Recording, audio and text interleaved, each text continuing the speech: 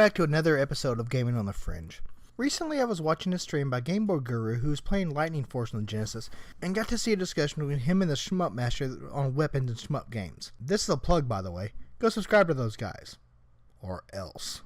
Normally a discussion of the best weapons for a given shmup wouldn't be the basis for a Gaming on the Fringe episode, but it got me thinking about how the most powerful weapon of any spaceship is largely forgotten in gaming. I'm going to be working off assumptions from the ship in Lightning Force simply because that was the game that I saw at the start of this idea. And for the purposes of our discussion, we're going to ignore effects of inertia, how the engine works, and things like that. After all, there's only so many ways to state the fact that a standard sci-fi ship acceleration will turn pilots into ragu entertaining. Now, while the standard shmup weapon includes missiles, lasers, and other energy weapons, which would certainly be devastating, the most powerful weapon is not in the weapons bay. It's in the engine.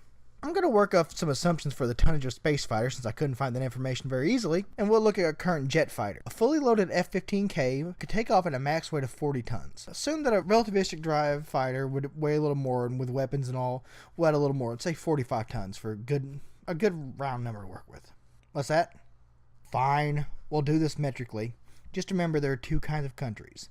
Those that use metric and those that put human beings on the moon. 45 tons is about 40,823 kilograms. Go ahead and round that up to 41 for our purposes. Now, there's no speed rating for the ship in the game, but let's use 0.1 C, or 29,972 kilometers per second. It's seriously fast, which is enough to let you go the entire length of Earth's equator in about a second and a half. However, in terms of space travel, it's rather slow, as it would take you 400 years to get to the nearest star from our solar system. But this would be tolerable for intersystem travel. Now, let's imagine you're in your starfighter and that one boss comes up, and you know which one. You could blast away with your lasers, your missiles, or what have you, but the best way to do things would just be to flip your ship end to end and flambe the offending party. Maybe your first thought was, nuke it from orbit, it's the only way to be sure, and you have a thermonuclear weapon that's 10 times as powerful as anything we've seen yet. The current record holder for most powerful nuclear weapon ever detonated by humanity is the Russian Tsar Bomba, which reached a terrifying 57 megatons, or 57 million tons of TNT detonated at once. Now, I know I said I'd be doing things metrically,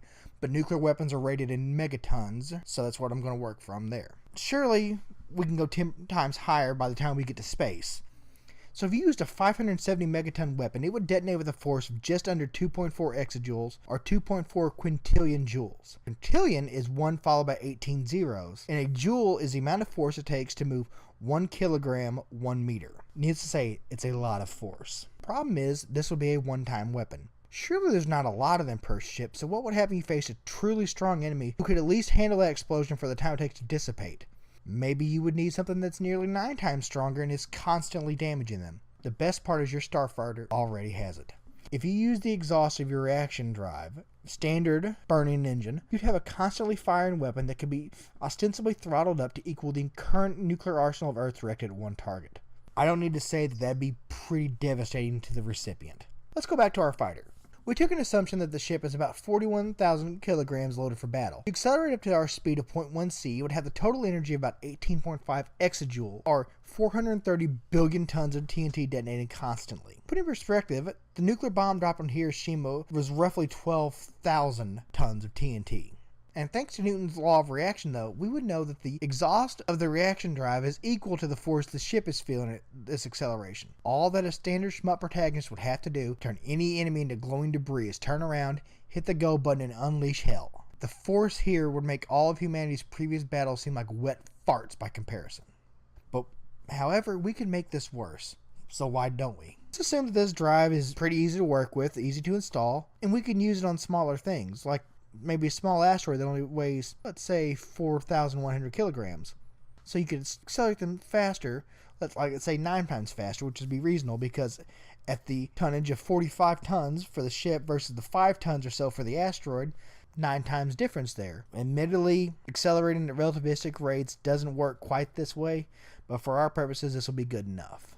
If you could launch these rocks of death at 5 times your speed, which would be half light speed, this would give you missiles that impact with a force of 63 exajoules, or 15 gigatons. A gigaton is 1,000 megatons, or 15 billion tons of TNT. Comparatively, the entire current nuclear arsenal of Earth is rated at about 6,500 megatons, which is 6.5 gigatons. That means each rock you launch would be roughly twice the combined Earth arsenal in terms of raw power. This makes a reaction drive a weapon that eclipses anything else possible in physics. Interestingly enough, this was made a plot point in classic sci-fi. In the known universe series by Larry Niven, which featured the classic novel Ringworld, which inspired the series Halo, there was a war between the feline Kinsi and humanity. At this time, humanity was peaceful, and when encountered by the Kinsi, were simply colonizing the space system, harvesting asteroids, and not fighting at all. So they thought we would be easy takings.